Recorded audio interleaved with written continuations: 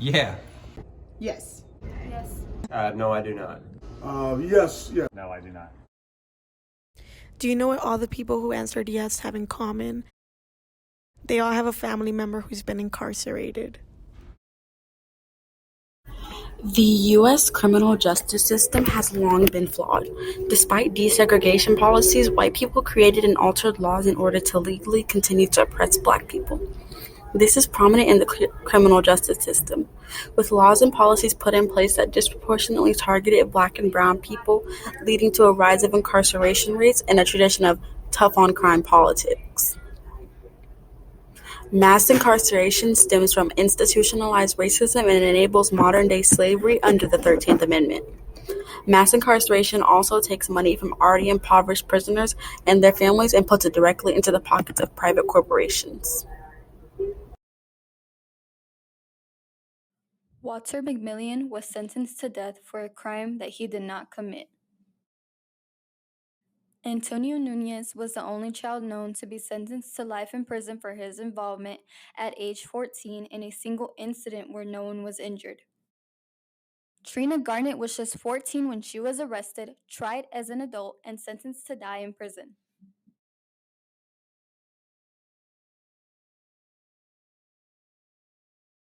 I'm Pamela Luther, and I'm the presiding judge of the County Court of Criminal Appeals Number 2, which is a criminal trial court, the biggest criminal trial court in Dallas County. Actual numbers of it, I just know from either from being a judge or being a prosecutor or a defense attorney and watching the evidence, you very quickly become aware of issues. Fighting with that is one of your main issues to look for when you're analyzing a case.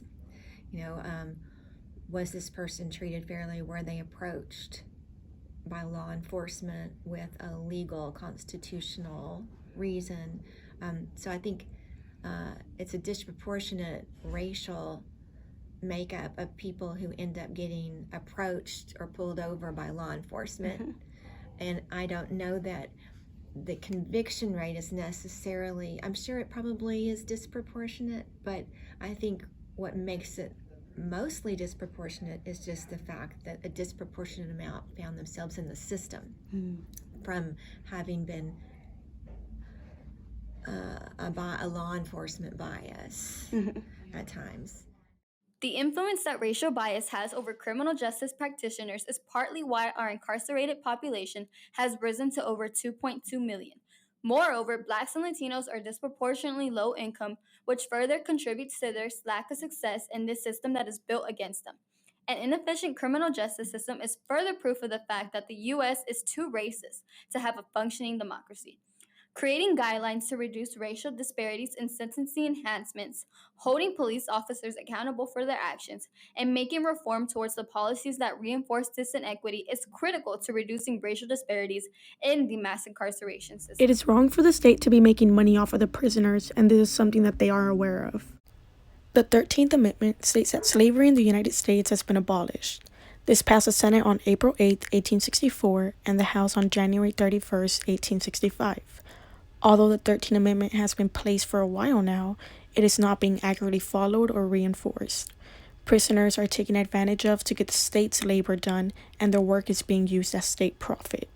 Modern slavery is a term being used to define slave labor in prisons. Prisoners are working for the state and companies to profit their prisons. These prisoners get paid few amounts of money, if any, for their labor work. Prisoners are making small amounts of money, and over the years this amount has only decreased. According to Prison Policy Initiative, the wage for incarcerated workers for non-industry prison jobs is now 86 cents, down from 93 cents reported in 2001, and a maximum daily wage of $3.45 decreased from $4.73. And part of the profit of the state prisons is being based off prisoners' labor. There was something called a labor strike involving 20,000 inmates across 24 prisons. This was a way for the inmates to show that they care and stand up for themselves, now that nobody is. Labor organizer Hugh Frayne argued that prisoners should be making enough money off labor to provide for their families back at home. He said that this would only better the prisoners as citizens whenever they do get released from jail. Prisoners should be making enough money for their labor work. This would only impact them in a positive way, giving them lower chances of them going back once being released.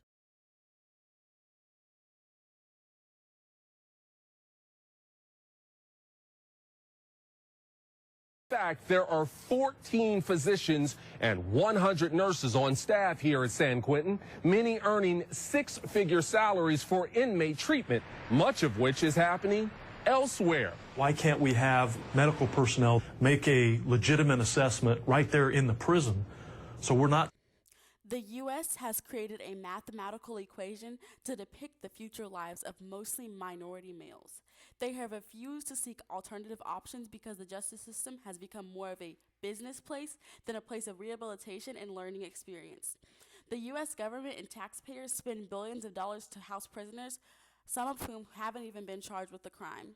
On average, the U.S. will spend double the amount of money it spends on education on prisons. The defense attorney is supposed to do is not necessarily win, but to make sure you got a fair trial. And the only way to make sure you got fair trial is that you looked at make sure that your rights weren't violated. Did you even get a fair stop? Yeah, everything. And then you can, now I can understand, not everybody's persuasive, but everybody can look into it and know the law. By reforming the way we think about the justice system and finding ways to rehabilitate low-level offenders, such as those with small drug charges, and by educating and inspiring a new generation of defense attorneys that will fight for their clients, we can drastically lower the amount of money taxpayers spend on housing prisoners. Bail bond services, phone service companies, commissary providers, private prisons, and even TV shows like Cops and Live PD all profit off the incarceration of minorities. Though the profit of prisoners is seldom talked about, it is an all too common phenomenon that occurs all throughout the United States. Prisoners spend up to $1,000 or more every year on commissary items. The common misconception is that commissary only consists of snack items. This, however, is not the case. Almost always, prisoners have to spend money out of pocket for hygiene products sold at commissary. This means that prisoners have to spend money in order to maintain their hygiene, and not just prisoners, but their families as well. Phone service companies also make huge amounts of money off of prisoners. They are charged around $1 or more per every minute they spend on a call. Many of those incarcerated are poor, meaning that all these costs are draining what little money they already have and putting them into an even deeper financial crisis for when they are done with their sentence. Private prisons make the most off of prisoners. In 2014, the Bureau of Prisons paid $639 million to private prisons. This is around $22,000 per prisoner. This is where the problem arises. In order to maximize profits, private prisons lower the standard of living, resulting in more money going into their pockets. By reducing the maintenance done on the prison, they create a dangerous environment for prisoners to live. The ACLU recounts a case where a prisoner died in custody of a private prison due to medical neglect. Private corporations generate a high amount of income from prisoners alone that they lobby for multiple policies that will incarcerate people at a faster rate with longer prison sentences. It is one of the key factors as to why the amount of prisoners has skyrocketed. Policies put in place to benefit corporations not only led to an increase in the prisoner population, but also disproportionately affected people of color. With private corporations continuing to profit off of prisoners, it is hard for any true mending of the U.S. criminal justice system to be done. Equality in the criminal justice system can be reached by restricting the profit that these companies make so that they can no longer exploit economically vulnerable prisoners and their families. For these reasons, it is important that we become involved with organizations that fight this, such as the Sentencing Project and the Equal Justice Initiative, as well as educating ourselves over the subject as how any individual can fight this themselves. Legislation needs to be changed. Police officers need to be held accountable. Modern-day slavery needs to be prevented.